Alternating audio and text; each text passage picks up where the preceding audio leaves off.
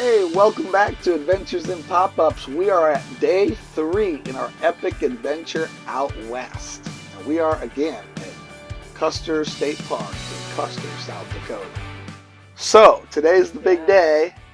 We went to Mount Rushmore. Mount Rushmore. I think we left about 7:30, got there about 8:30, something like that. Something like that. I will tell you, if you are doing this, there's like 3 different routes to go to Mount Rushmore, and we took the wrong one. We went the fastest route, I believe is what happened. We were actually following another vehicle. If you go the east route, it's the Needles Highway, and there are multiple places where you can drive through the mountain. Thread the eye of the needle. Yes, and then I heard that the last needle that you go through, the last little underpass through the mountain, you come out and you see Mount Rushmore, boom, there it is. I think we did that last time, 10 years ago. Anyhow, we went a different scenic drive. They're all scenic drives. It's all beautiful. Yep. Then we got to Mount Rushmore, which is a national park. Do we have to show our America the Beautiful pass? National Park or National Monument? Yeah, I don't know. Yeah, it's a national monument. You had to pay for parking. I think it's free to get in. Yeah, paid for parking, but it was free to get in. It was beautiful. Went down the Hall of Flags, found the Illinois flag, took a picture. Preached a little sermon. Yeah, you want to tell about? Yeah, if you didn't know, they have a 100-yard section when you come into the park, right when you come in, about 30 yards into the park. It's called the First Amendment Zone. But apparently, the federal government can do what they want and limit our First and Second Amendment. So, free speech, I'm like, oh, free speech zone. So immediately I remember watching some YouTube video about some guy preaching about global warming or something down where you're not supposed to do it. And they gave him many warnings. He wouldn't shut up. So they took his camera and arrested him and hauled him off. Because he was in an area that, by law, he wasn't supposed to be in and do that. But they have a 100-yard section, so I was like, shoot, if they're going to invite me to use my free speech, I am going to proclaim the gospel. So I did. It was like the shortest sermon. I don't think I could ever preach a shorter sermon. So I just gave a public service announcement. You know, the PSA, attention people. 30, 40 people look at me. I just want to announce that God became a man. His name was Jesus Christ. He lived a perfect life. He came, he died, he shed his blood so that our sins could be forgiven. Now, as soon as I say that, I feel the Holy Spirit come all over me. And then I just shut up. I go about my vacation. And I'm thinking, why did I stop? It was probably the Lord. Why did you stop? I was with you. But anyways, I said, I'm not done. It was good. It was epic. And a lot of people heard the gospel. You know why it was so important? Because when we were coming out, there was 3 or 4 tables out there, a couple of different new age tables, yoga stuff and mysticism and, worshiping rocks, all kinds of stuff. So for you to come out there and just boldly declare that Jesus Christ is Lord, that he's God, that he made heaven and earth, that through him all things were made, and just to plainly lay out the gospel for everyone to hear and tell them what they should do. Turn from sin, trust in Christ, believe the gospel and repent, be baptized and get filled with the Spirit of God. I had several Christians clap and say awesome, and it was great. It was great. Yeah, so then we came up, saw the view, and by the way, little tidbit about our 6-year-old that we were explaining on the way. Mount Rushmore is this really cool monument, and they built really famous presidents' faces, carved them into the mountain. She was thinking about that. She said, is Trump on there? Is Trump on there? That was precious. Anyway, so he should be on there. Trump 2024. Gosh, we miss you, Trump. Are you loving the gas prices? Praise the Lord. Anyhow, we digress. We're there. We're seeing the presidents. We go into the visitor center area. The kids pick up Junior Ranger packets. If you don't know, they have a Junior Ranger program in probably every national monument park. There's tons of them. So they're filling out their booklet, working our way through the visitor center so they can earn their badges. It was nice. We watched a video. They actually had 2 videos. We only watched one of them. But it was pretty cool. One was enough. 15 minutes. I'm actually surprised they haven't updated it because it looked like it was like from the 80s. It was probably the same early video we 90s. watched 10 I'm years sure ago. it was. Well, actually, I didn't watch it 10 years ago. I had a toddler, very rambunctious, that I took out anyhow. Who was that? Oh, that was little Nathaniel. Yeah, most of my memories 10 years ago of Mount Rushmore are wandering around out front with a toddler. So anyhow, pretty good video.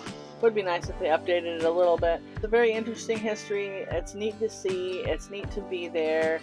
And also we took a hike. You don't have to just stand there and look at it. They actually have a little walk, and you go on paved pathways, and there's like you can see different views. Viewpoints. Yeah. Get up a little closer. And they also had a Native American and a couple of teepees, and so he was very knowledgeable, and the kids got to see like some tools that the Native Americans would have used and different things like that. So that was cool. It was fun. Yep. Took some pictures, had a great time, and then I preached it like I never preached it before on the way out. Yep, in the First Amendment zone. That was our Mount Rushmore experience, and on the way out, we just found a cool little pullover spot, like a scenic view, and so we whipped out giant rocks to climb on. Giant rocks to climb on. Hello, good fun. Whipped out our picnic supplies and Hello, chicken wraps. Made some chicken wraps with our Italian grilled chicken. If you have not seen our grilled chicken recipe, it is ridiculously easy. We do it ahead of time, freeze it in the marinade, grill it, or however you want to cook it. Good stuff. Had a little picnic adventure there. Then we're looking at the forecast and we're like, are we going to Sylvan Lake? Because a rainstorm is coming. Let's go. Oh boy. So we got there. We made it to Sylvan Lake. It looked like rain, but we're like, we'll do what we can do. So we parked, found a parking spot, found this cute little beach area. Kids are having a good time. What did you and Nathaniel do? There was some mountains to climb, some rocks to climb. We hung out on the beach for a little bit, but then, I think he disappeared and I went after him. Yeah, I was taking pictures of kids at the beach, and then I look up and Nathaniel's like up, halfway up a rocky hill, and I was like, 100 yards away on top of a 20, 30 foot rock, maybe larger. It was pretty safe. Yeah, he was. But he was fine. I thought I should go over there and make sure he doesn't press the bounds too much. Anyways, the storm came in. Why'd there have to be rain?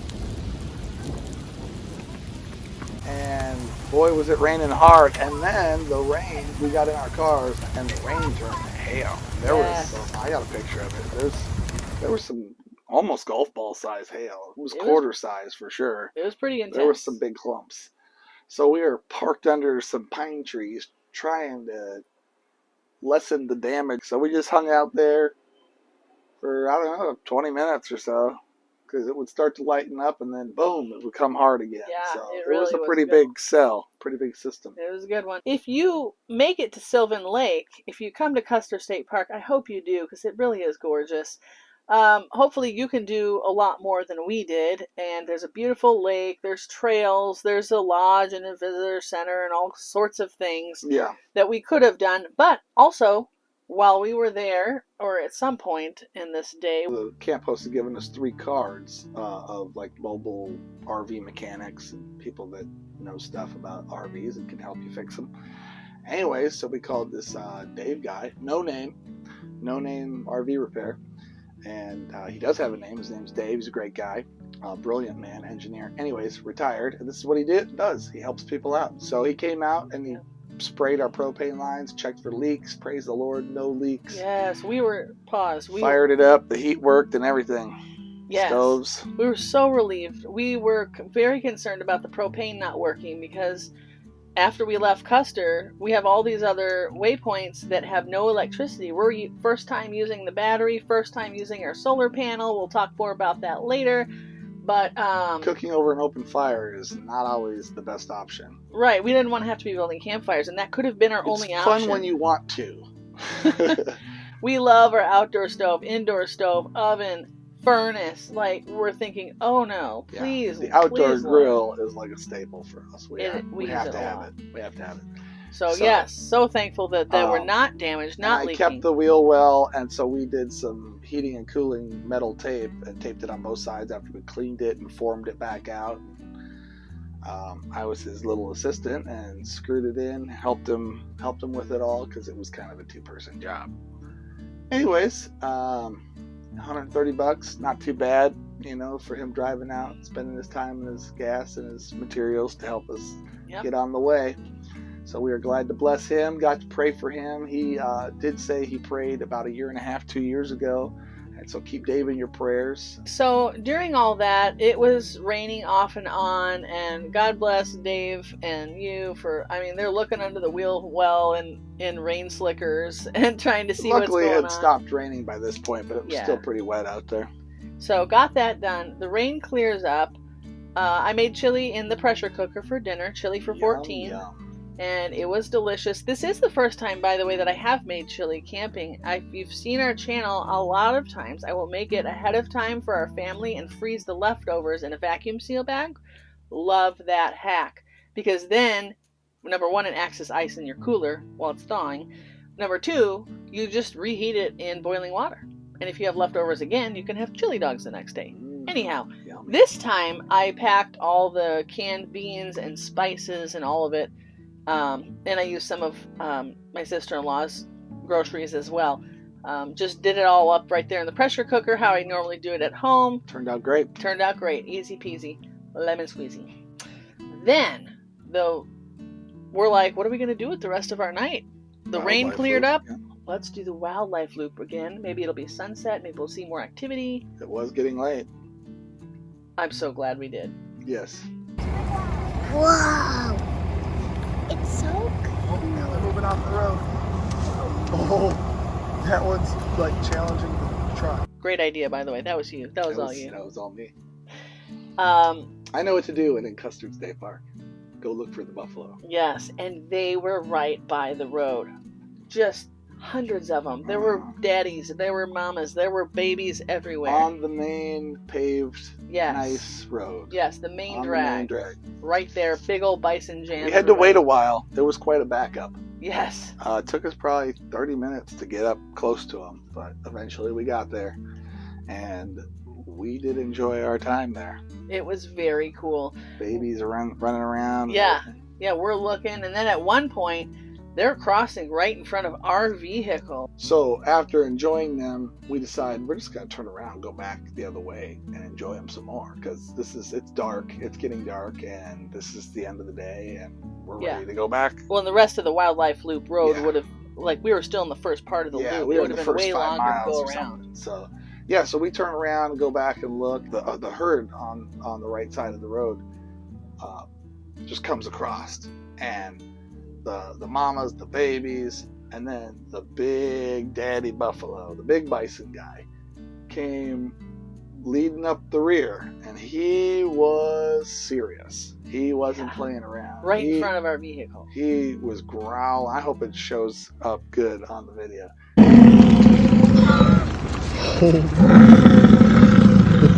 He's growling.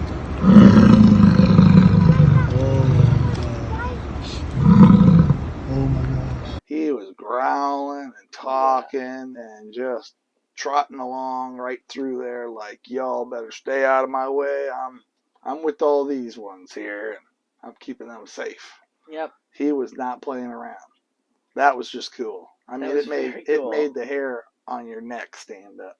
It was cool. And of course, we were in a vehicle. We did let the kids stand up through the sunroof, take turns, and getting the bird's eye view. That was fun. Stole that from someone in front of us. They were all peeking through their sunroof. So I said, "All right, get up here." Yeah. So that was amazing. I'm so glad we did that. That was our last night at Custer State Park. Went to bed and had to get up early in the morning, which we will address on the next video about driving to Yellowstone and what happened along that journey. So thank you for watching Adventures in Pop-Ups. I'm so glad you're with us. If you haven't already, hit the like or subscribe button. Stay tuned. We have lots more to share. And happy camping. Happy camping.